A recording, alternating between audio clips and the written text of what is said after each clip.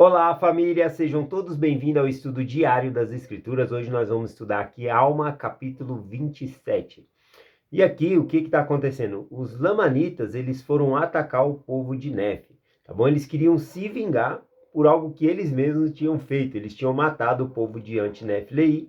Como eles não opuseram resistência porque haviam enterrado suas armas de guerra, aí eles falaram, então nós vamos se vingar dos nefitas. Se vingar de algo que eles mesmos fizeram, né? Eles mesmos mataram o povo de Anti-Neflei e agora foram se vingar dos nefitas. Mas, quando eles chegaram lá, eles não conseguiram derrotar os nefitas. Eles viram que Deus estava com os nefitas. Tanto que muitos dos lamanitas que foram guerrear os nefitas se convenceram do poder de Deus. E aí, quando eles voltam para a terra, eles se unem ao povo de Anti-Neflei.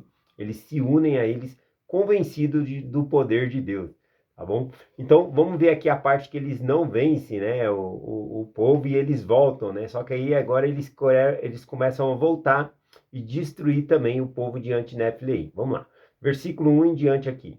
Ora, aconteceu que quando os lamanitas, que haviam ido guerrear os nefitas, descobriram, depois de haverem empregado muitos esforços para destruí-lo, que era inútil procurar destruí-los, retornaram à terra de Nefe. E aconteceu que os amalequitas, devido à sua perda, ficaram muito irados, e quando viram que não conseguiam se vingar dos nefitas, começaram a incitar o povo contra os irmãos, o povo de Anti-Neflei. Portanto, começaram novamente a destruí-los. Vê aqui que a falta de entendimento danada. Quanto mais afastado do Senhor a pessoa é, mais falta de entendimento a pessoa tem. Eles foram, primeiramente, se vingar dos nefitas, porque eles mesmos tinham matado o povo de Anti-Neflei. E agora que eles não conseguiram se vingar dos nefitas, eles voltam a destruir o povo de Anti-Neflei. Não faz sentido nenhum, né? Esse afastamento do Senhor faz com que às vezes parece que a pessoa não tem raciocínio, né? Então, continuando aqui, versículo 3, né? Após eles começarem a matar novamente aqui o povo de Anti-Neflei, diz assim: ora, este povo outra vez recusou-se a pegar em armas e deixou-se matar segundo o desejo de seus inimigos. Ora, quando Amon e seus irmãos viram essa obra de destruição dos que ele tanto amavam, daqueles que tanto os havia amado, porque os tratava como anjos enviados de Deus para salvá-los da destruição eterna. Portanto, quando Amon e seus irmãos viram essa grande obra de destruição, foram tomados de compaixão e disseram ao rei: reunamos este povo do Senhor e desçamos à terra de Zaraela, onde estão os nossos irmãos os nefitas, e fujamos das mãos de nossos inimigos, a fim de não sermos destruídos. Bom, então essa foi a ideia de Amon, né, e os irmãos dele, após virem essa obra de destruição, falaram, nós temos que descer para a terra de Zaraela, vamos pedir para ficar lá entre os nefitas. Mas o rei responde o seguinte, no versículo 6 em diante: eis que os nefitas nos destruirão, por causa dos muitos assassinatos e pecados que contra eles cometemos. Amon disse: irei consultar o Senhor, e se ele disser que desçamos até os nossos irmãos, ireis? Disse-lhe o rei: sim, se o Senhor nos disser que devemos ir, desceremos até os nossos irmãos. Aqui é só algo para ver, né? Um ponto aqui. O rei dos Lamanitas, eles não queriam descer até os nefitas, porque no passado eles já tinha guerra entre eles, muita matança. Então eles falaram, se nós for para lá, a gente vai morrer. Então, nós não vamos. Mas quando Amon fala, se eu perguntar a Deus, e ele disser que nós devemos ir, vocês vão? Ele fala, iremos, né? Eu acho bonita essa fé aqui dele, essa obediência ao Senhor. Se for Deus que mandou, eu vou, né? Mesmo que eu morra, mas eu vou. Essa é a obediência extrema aqui dele, né? Então ele fala, desceremos até nossos irmãos e seremos seus escravos, até pagarmos os muitos homicídios e pecados que cometemos contra ele. Mas Amon disse, é contra a lei de nossos irmãos, que foi estabelecida por meu pai, que haja escravo entre eles. Desçamos, portanto, e confiemos na misericórdia de nossos irmãos. E disse o rei, porém, perguntai ao Senhor, se ele disser que devemos ir, iremos, do contrário, permaneceremos na terra. Então a gente vê aqui um tipo de obediência absoluta. Alguns até chamam de obediência cega. Mas eu quero dizer que isso não é uma obediência cega. É uma obediência na confiança do Senhor. Ele confia tanto no Senhor que se o Senhor mandar ele chupar prego, ele chupa. Então, a obediência naquilo que confiamos. Alguns que não conhecem a fé, ou que não acreditam em Deus, vai dizer que isso aí é uma obediência cega. A pessoa nem pensa. Não é questão de não pensar, é questão de confiar. Nós confiamos tanto em Deus que o caminho dele é muito mais elevado que o nosso, que ele sabe muito mais do que nós confiamos. Então não é uma obediência cega, é uma obediência baseada no testemunho que nós temos, né? Eu lembro de uma aula que eu estava na aula do Macedônia e o irmão Gilberto, ele pegou e compartilhou, né, algo, estava falando alguma coisa do profeta, ele falou, eu acredito cegamente no profeta, se ele falar algo eu faço na hora, eu tenho uma obediência cega aí. Mas é igual a Amon, que eu estava compartilhando a mensagem de ontem, às vezes a gente fala algo, mas a gente não entende o significado das palavras. Não é que o irmão Gilberto ele tem uma obediência cega. A obediência é que ele acredita tanto que o presidente Nelson ele é o profeta de Deus, que ele confia tanto que é Deus que fala ao profeta Nelson, que ele seguiria imediatamente o que fosse pedido. Então isso não é uma obediência cega, é uma obediência baseada no testemunho que ele tem de um profeta de Deus. Então a mesma coisa está acontecendo aqui. Não é uma obediência cega, né, do rei dos Lamanitas. É uma obediência baseada no testemunho, na bondade, na misericórdia de Deus, que ele conhece. Ele sabe que Deus nunca quer o mal deles. Então ele acredita, se Deus falar para ele chupar prego, ele vai lá e chupa prego, tá bom? Continuando aqui, versículo 11 diante, e aconteceu que Amon foi e perguntou ao Senhor, e o Senhor disse, tirai esse povo da terra, para que não pereça, porque Satanás tem grande poder sobre o coração dos amalequitas, que incitam os lamanitas a ira contra seus irmãos para matá-los. Sai, portanto, dessa terra, e abençoado é este povo nessa geração, porque o preservarei, né? Ou seja, ele vai preservar esse povo. Então aconteceu que Amon foi e contou ao rei tudo o que o Senhor lhe dissera. E reuniram todo o seu povo. Aqui interessante, a partir do momento que Amon falou, Deus falou isso. O que eles fazem? Aqui a gente não vê nenhum questionamento. Mas vai ser longe. Não. Nenhum questionamento. A gente vê no versículo 14. Reuniram todo o seu povo, sim, todos o povo do Senhor. E reuniram todo o seu rebanho, sua manada, e partiram da terra. Entretanto, entrando no deserto, que dividia a terra de Nef e a terra de Zanaela, e chegaram perto da fronteira da terra. E aconteceu que Amon lhes disse, eis que eu e meus irmãos iremos à terra de Zanaela, e vós permanecereis aqui, até voltarmos, e soldaremos o coração de nossos irmãos, para ver se desejam que entreis na sua terra. E aconteceu que quando Amon se dirigia àquela terra, ele e seus irmãos encontraram Alma, no lugar já mencionado. Eis que foi um encontro muito alegre. Bom, aqui então Amon falou, fiquem aqui que eu vou lá consultar em Zanaela, qual é a intenção do coração do povo, né? Eles não podiam chegar tudo junto, né? Chegou um monte de lamanita chegando, eles iam pensar que era uma guerra. Então fica aqui que a gente vai lá conversar com eles. E quando ele está indo conversar, ele tem aquele encontro com Alma, né? Aqui fala já mencionado. Isso foi mencionado lá em Alma, capítulo 17, versículo 2, que foi o encontro de Alma com os filhos de Mosias, né, que diz lá. E que Alma diz, né? E o que o alegrou ainda mais foi que eles ainda eram seus irmãos no Senhor, que havia se fortalecido com muito jejum, oração, né? Então Alma conta isso lá no Alma, capítulo 17. Então fala sobre esse encontro. Aqui está novamente falando um pouco desse encontro aqui. Aqui, voltando aqui para Alma, capítulo 27, o versículo 17 diz assim, ora, a alegria de Amon foi tão grande que transbordou, sim, ele ficou tão elevado na alegria de seu Deus, que lhe exauriram as forças e caiu por terra novamente. Aqui fala que a alegria dele foi tão grande, mas tão grande, que faltou-lhe as forças, ele caiu por terra novamente. Novamente aqui, é mencionando quando tá falando lá em Alma, capítulo 19, quando ele está ensinando o rei Lamone, e aí o rei Lamone cai por terra, e ele começa a agradecer a Deus pelo Espírito do Senhor estar se manifestando ali, abençoando a vida dos lamanitas, e aí a alegria dele é tão grande naquele momento que ele cai por terra, né? Então por isso que aqui fala que ele cai por terra novamente.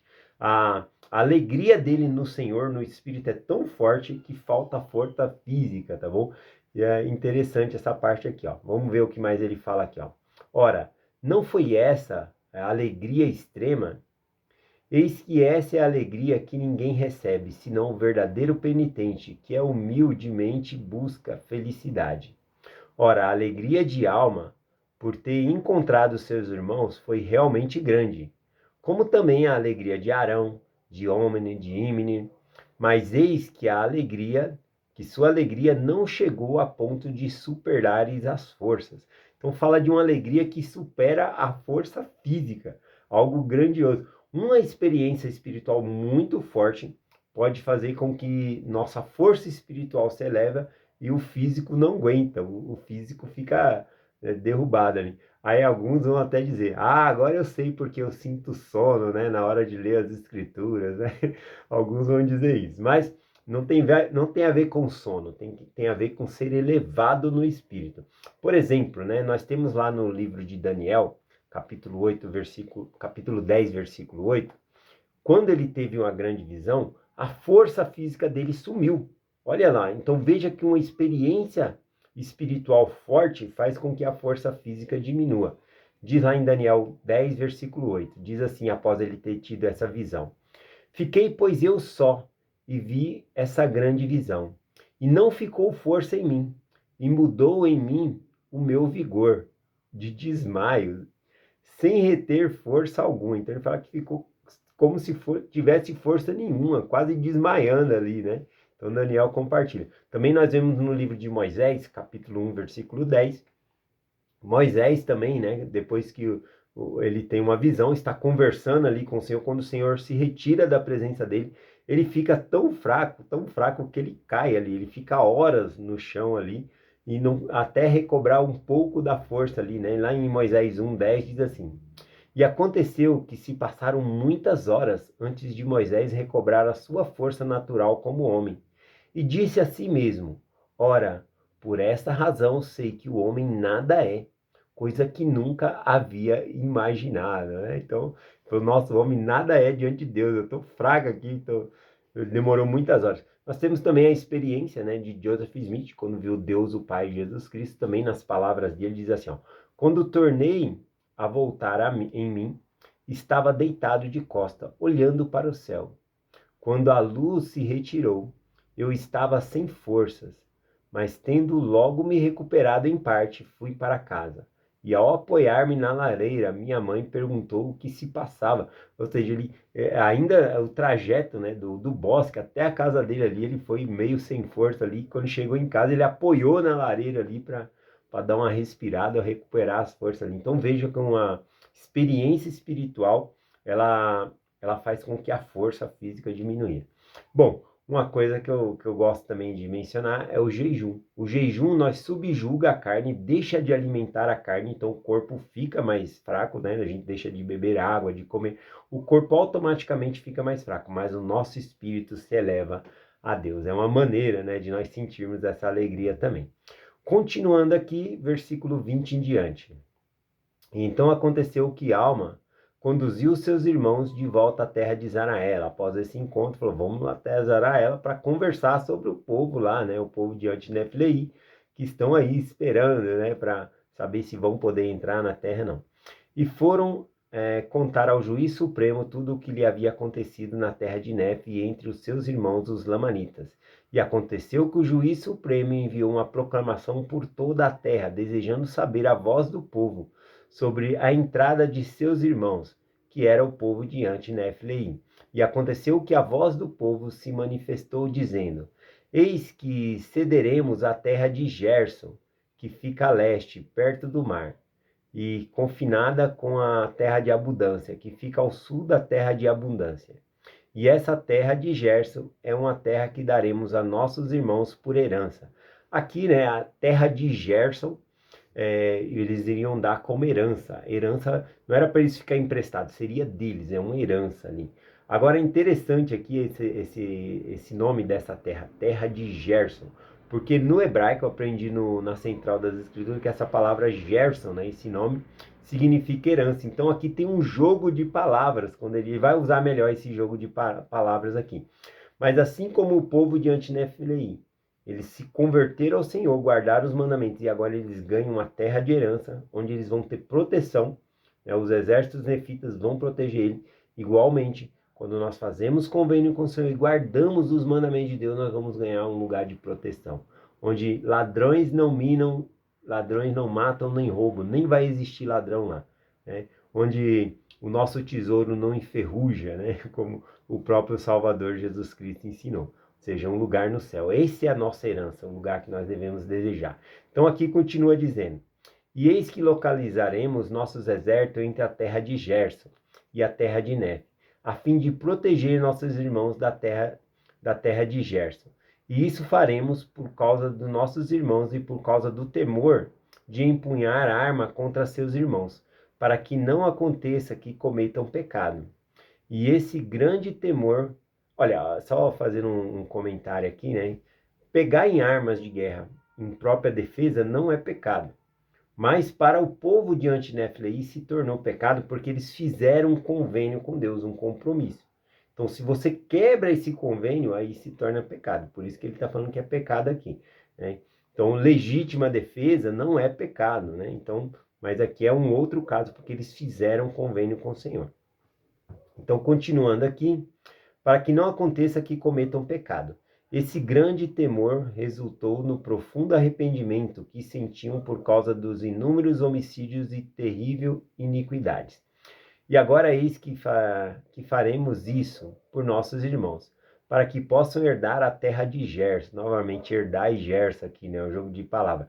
Protegeremos de seus inimigos com os nossos exércitos, com a condição de entregar uma parte de seus bens, auxiliando a manter nossos exércitos. Esse aqui, né, ele fala que vai manter os exércitos ali para proteger, mas eles tinham que arcar com o custo do exército, tá bom? Isso aqui é bem no Velho Testamento mesmo, em Deuteronômio 20, tem essa lei. Quem não ia para a guerra ajudava a custear a guerra, ou seja, sustentar o exército lá em batalha. E é isso que o povo de Antinefile ia fazer, eles iam dar suprimentos a ele. A gente vai ver mais para frente nas designações o qual poderosa foi a força desses aqui, que não puderam lutar, mas com quanto vigor ele trouxe para essas pessoas aqui, ajudando e dando provisões para eles e alimento para que eles não morressem. Vamos lá, o tempo está fechando aqui, né? Já está quase 20 minutos e falta muito versículos. Bom, então, só resumindo aqui, eles voltam até o povo de Antinefilei e conta, né, que eles vão ganhar a terra de herança ali, a terra de Gerson. E aí Alma, ele presta o seu testemunho a eles sobre a sua conversão, e eles ouvem esse testemunho e se fortalecem também. Bom, não vai dar tempo aqui, o capítulo vai até 30 e poucos versículos aqui, tá bom? Não vai dar tempo para finalizar. Mas é isso, eu queria compartilhar, vou ler os últimos versículos aqui, ó, versículo 27 em diante, tem algo bem interessante aqui, ó. E eles estavam com o povo de Néfe, e foram também contados com o povo que era da igreja de Deus, e também distinguia-se por seu zelo para com Deus. Eu quero ser distinguido, né, pelo zelo para com Deus, da maneira que eu guardo os mandamentos, que eu vivo para o Senhor. Eu quero ser distinguido por isso, né, não por qualquer outro talento, né, mas por isso. Eu acho bem interessante. Ele se distinguia para o seu zelo para com Deus. E assim para com os homens, ou seja, também se destacavam entre os homens, né? Porque eram perfeitamente honestos, justos em todas as coisas, e conservavam-se firmes na sua fé em Cristo até o fim, e consideravam com grande horror o derramamento de sangue de seus irmãos, e nunca mais puderam ser persuadidos a pegarem arma contra seus irmãos, e nunca consideravam a morte com qualquer grau de horror. Aqui é bem interessante, eles não consideravam a morte com qualquer grau de horror. A morte muitas vezes assusta, né? Todo mundo quer ir para o céu, mas ninguém quer morrer, né? assusta muito. Aqui, o conhecimento que eles têm sobre Deus, a morte não causava horror a eles. Diz assim: graças à esperança e à compreensão de Cristo e de sua ressurreição. Portanto, eles e a morte foi tragada pela vitória de Cristo sobre ela. Então, eles não tinham temor da morte, por quê? Porque eles sabiam que Cristo venceu a morte, que todos vão ressuscitar. Então, essa é a esperança deles e o que fazia eles ter essa confiança e não ter medo da morte. O entendimento que eles tinham do Evangelho era fantástico. Tá bom? Eles sim cumpriram realmente o mandamento de amar até mesmo os seus inimigos. Eles davam a vida pelos seus inimigos ali. Tá bom? É essa mensagem que eu compartilho com vocês, em nome de Jesus Cristo. Amém. Até amanhã.